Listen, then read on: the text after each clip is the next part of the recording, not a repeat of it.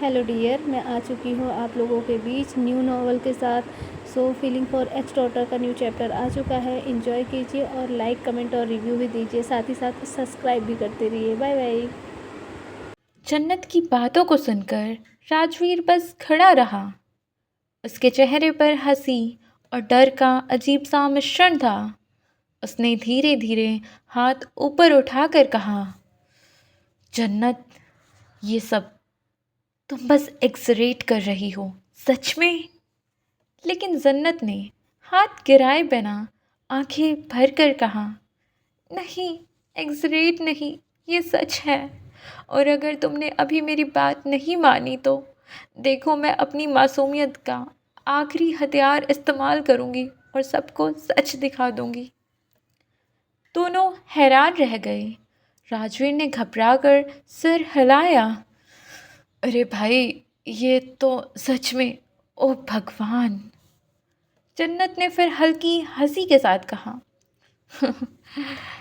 देखो, अब तुम्हें समझ आ रहा है मेरे पास कितनी ताकत है।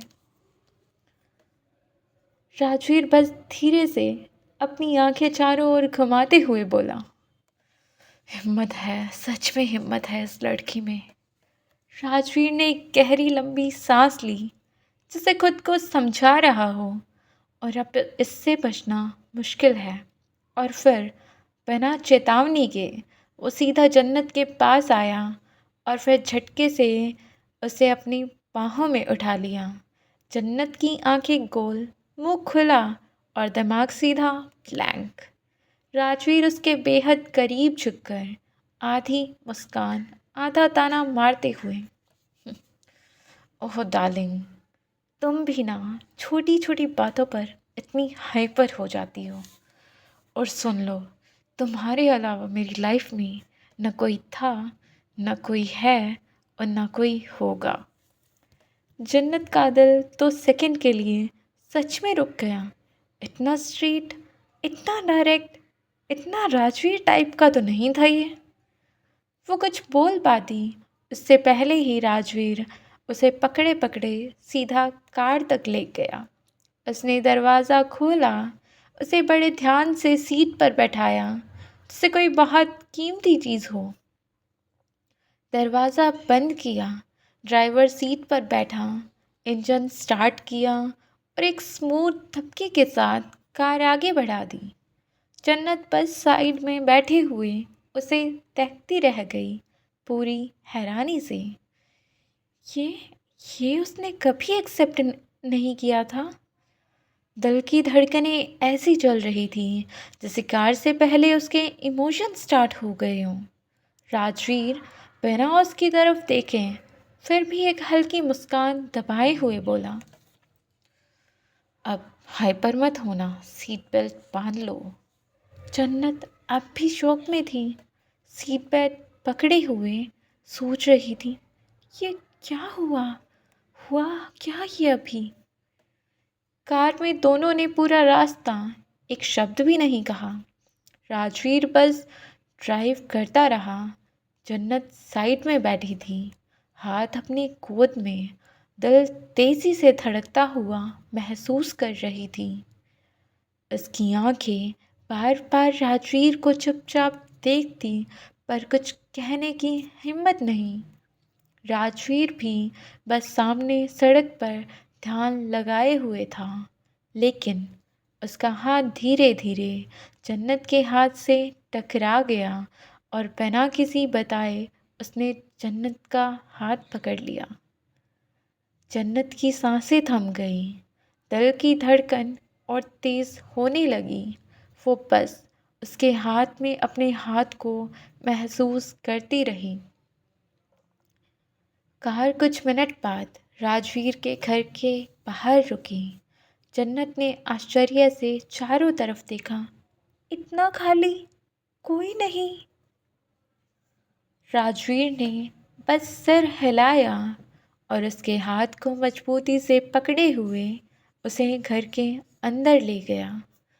घर का दरवाज़ा बंद होते ही जन्नत की धड़कन और तेज़ हो गई। राजवीर ने उसे धीरे धीरे कमरे की तरफ ले जाना शुरू किया। जन्नत पूरे कमरे को घूर रही थी। सामने के कमरे की सफाई, खाली दीवारें और सिर्फ कुछ फर्नीचर। उसका दिमाग बस यह समझने की कोशिश में था कि राजवीर ने उसे यहाँ क्यों लाया। राजवीर ने उसकी तरफ देखा। उसकी आंखों में हल्की मुस्कान थी, पर आंखें गंभीर थीं। क्या हुआ, अच्छा नहीं लगा?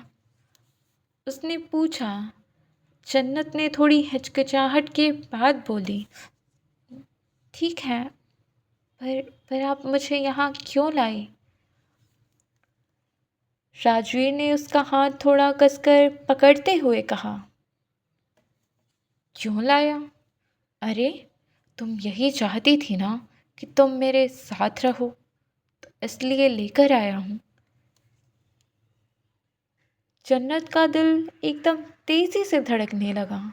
वो बस खड़ी थी, उसकी आंखों में डिसबिलीफ और थोड़ा डर, लेकिन साथ ही एक अजीब सी गर्माहट भी फैल गई। राजवीर ने उसे धीरे से कमरे के बीच में खड़ा किया और पीछे हटकर उसकी आंखों में देखा। जन्नत बस अपनी सांसों को कंट्रोल करने की कोशिश में थी और सोच रही थी, क्या सच में राजवीर मुझे यहाँ लेकर आया है क्योंकि मैं चाहती थी? हाथ में उसके हाथ की गर्माहट, कमरे की खामोशी और राजवीर की गंभीरता, सब कुछ जन्नत को पूरी तरह हैरान कर रहा था। लेकिन दिल के भीतर एक अजीब सी खुशी भी भर रही थी।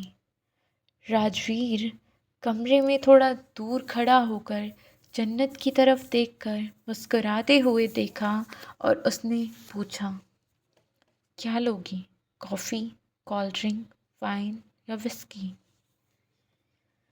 जन्नत ने उसकी तरफ देखा, थोड़ी हिचकिचाहट के साथ बोली, नहीं, मुझे कुछ नहीं चाहिए। राजवीर की मुस्कान अब और गहरी हो गई। वो हल्की हंसी के साथ बोला, अरे वाह, तुम तो काम की बिल्कुल पक्की हो, टाइम वेस्ट करना जानती ही नहीं। जन्नत ने उसकी बातें सुनकर कंफ्यूज होते हुए उसकी तरफ देखा। राजवीर ने फिर फोटोग्राफ की तरफ बढ़ते हुए बड़ा फोटोग्राफ खोला और अचानक कुछ नोटों की गड्डियाँ उठाकर उसके मुंह पर मार दी। जन्नत की आंखें फैल गई। राजवीर गंभीर होकर बोला, निकलो यहाँ से, यही चाहिए था ना तुम्हें? मुझे लगा तुम सिर्फ कर रही हो, लेकिन तुम्हारी हरकतें देखकर मुझे पता चल गया तुम चोर नहीं, तुम तो। वो अचानक चुप हो गया। जन्नत की आंखों में आंसू भर आए।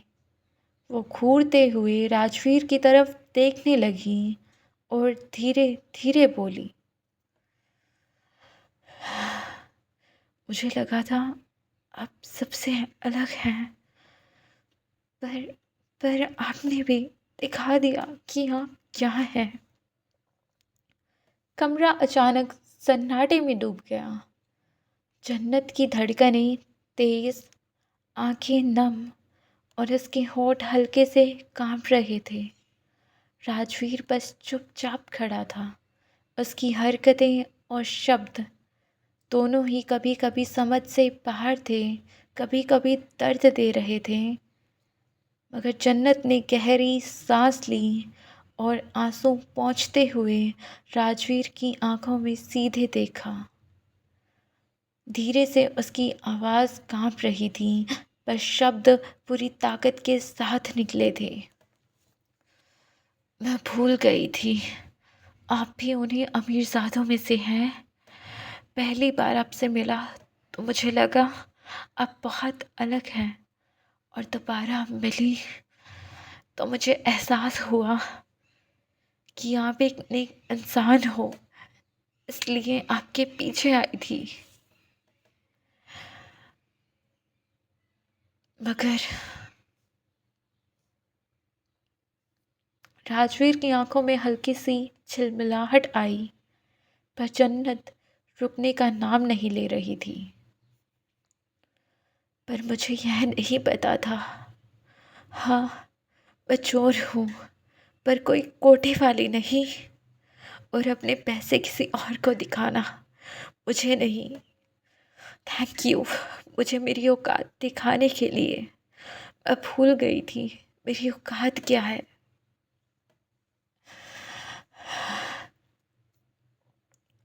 जन्नत ने धीरे से उसका हाथ छुड़ाया। राजवीर बस वहीं खड़ा रहा। उसके चेहरे पर हल्की सी चौंक, और फिर कुछ कहना चाहता था मगर शब्द गले में अटक गए। जन्नत ने पीछे मुड़े बिना कमरे की ओर कदम बढ़ाए। हर कदम उसके आत्मसम्मान और आत्मविश्वास की गवाही दे रहा था। राजवीर की नज़रें बस उसके पीछे पीछे रह गई। वो जानता था जन्नत आज उसे छोड़कर जा रही थी, पर उसके शब्द और उसकी आंखों की आग राजवीर के अंदर कहीं गहरी खुरच छोड़ रही थी। जन्नत कमरे से बाहर निकल गई और राजवीर बस उसकी तरफ वहीं खड़ा रहा। उसके जाने के बाद कमरे का सन्नाटा उसके दिल में बाहरी लग रहा था। कमरा खाली था, मगर उसकी मौजूदगी गूंज रही थी, हर जगह महसूस हो रही थी। जन्नत के जाते ही राजवीर को पछतावा हो गया और वो अपने मन में बोला, यह मैंने क्या कर दिया, क्यों कर यह सब बिना सोचे समझे। मुझे लगा वह इतना बोलते बोलते वह चुप हो गया।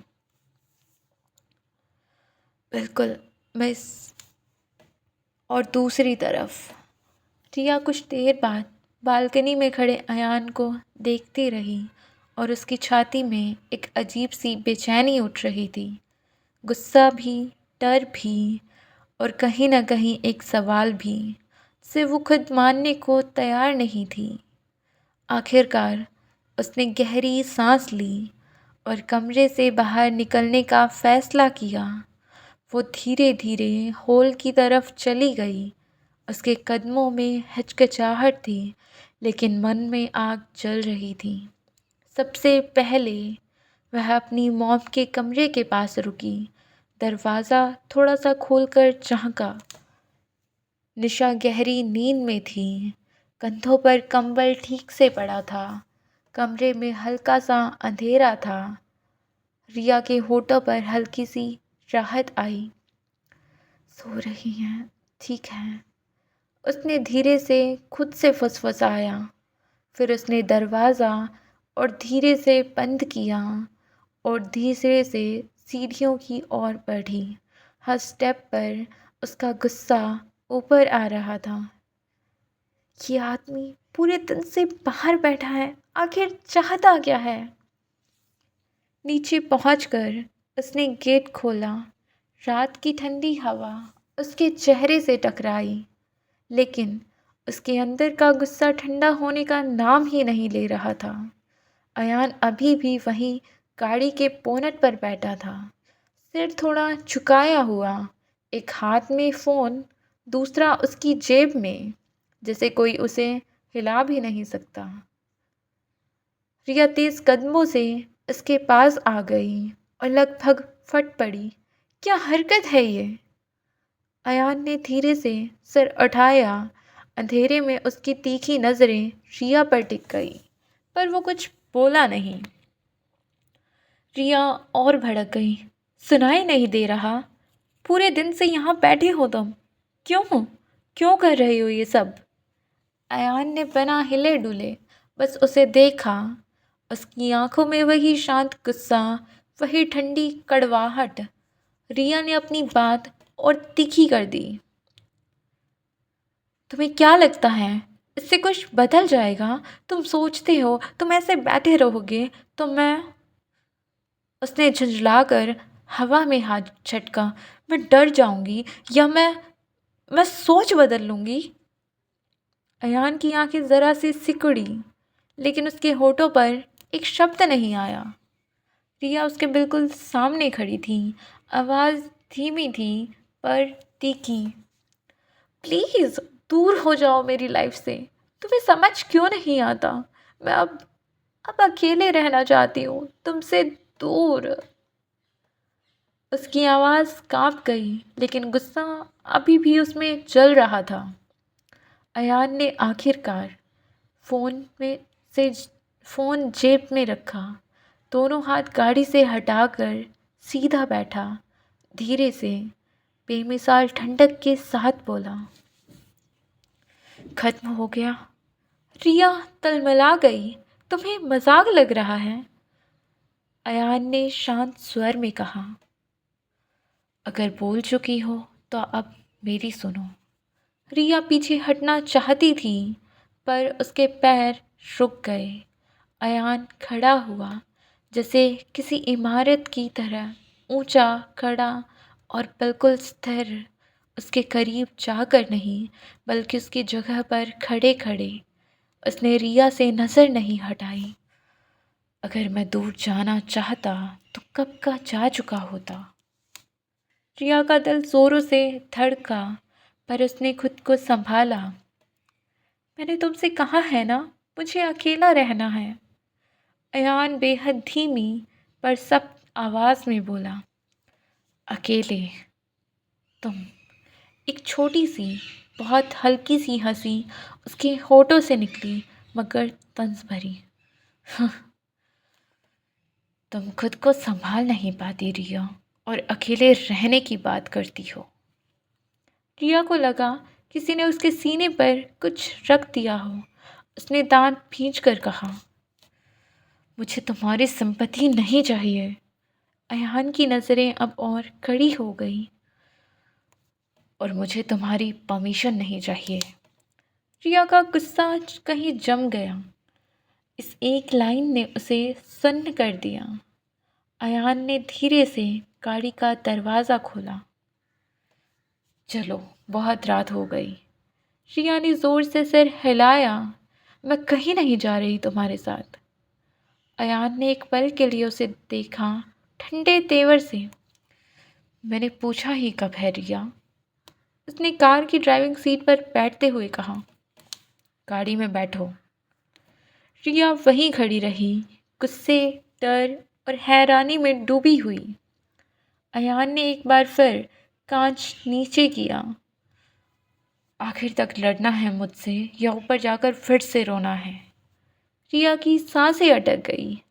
अयान की यह सख्ती, यह कंट्रोल, यह शांत खतरनाक टोन उसके गुस्से से ज़्यादा उसके दिल को हिला रही थी।